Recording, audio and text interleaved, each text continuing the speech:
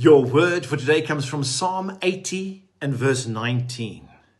Restore us, Lord God Almighty, and make your face shine on us, that we may be saved. You see, restoration is part of God's wonderful plan for your life. And we all have areas of our lives that need restoration, and we can trust Him to do that. So trust in the Lord God Almighty to save and to restore you. And may His face shine on you, and may He be gracious to you. Let's pray. Lord, thank you for the light of your favor that shines on my life.